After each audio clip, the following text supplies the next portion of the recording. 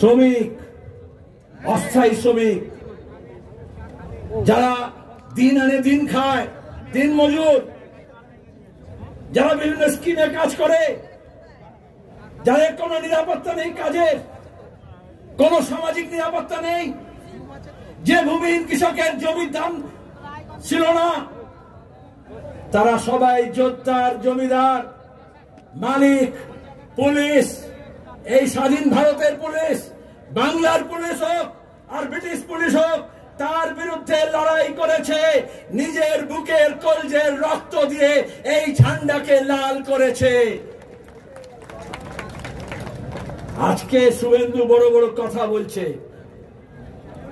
তৃণমূলের ঝান্ডা নিয়ে কিষানজির মাওবাদীদের ল্যান্ডমাইন আর মেশিন গান নিয়ে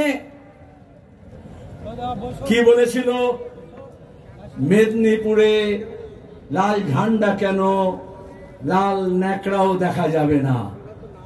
আর এখন সেই তৃণমূলের ঝান্ডাকে নিয়ে ন্যাকড়া বানিয়ে অমিত শাহের পেছন মুছতে গিয়েছে, বলে দল বদল করেছে।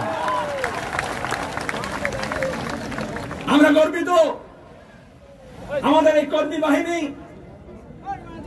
যাদের জন্য কোনো ছাউনি করতে হয়নি, এয়ার কন্ডিশন ক্যাম্প তো ছেড়ে দিন, তাবু ছেড়ে দিন, কোনো খানার ব্যবস্থা করা হয়নি। এই প্রচন্ড রোদে দুপুর বেলা কি করে এসে বসবে লাখ লাখ মানুষ, মিডিয়া এই নিয়ে গবেষণা করছিল।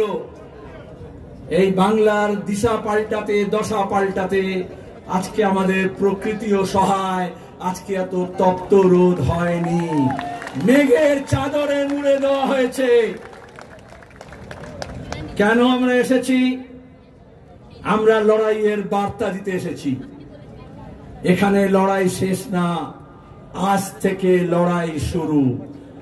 মানুষের যে দুর্দশা আজকেও দেখেছেন, খড়গপুরে ওই রেশমি মেটালিক্স, যা তৃণমূলের নেতাদের তোলা দিয়ে কারবার চালায় আর জমি দখল করে, সেখানে দাঁড়িয়ে ধসে 3 জন শ্রমিকের মৃত্যু হয়েছে। আমি সেদিন গিয়েছিলাম মুর্শিদাবাদের শামশেরগঞ্জে, সুতির সাজুর মোড়ে, কোথাও পুলিশের গুলিতে আর কোথাও দাঙ্গাবাজ হামলাকারীদের বিরুদ্ধে আক্রমণে যে মানুষ মারা গেল, তাদের কাছে গিয়েছিলাম ঐক্যের বার্তা নিয়ে, সম্প্রীতির বার্তা নিয়ে। আমরা এখানে যখন মিটিং করছি, আক্রান্ত আমরা প্রতিনিধিরা, যে অম্বিকেশ মহাপাত্র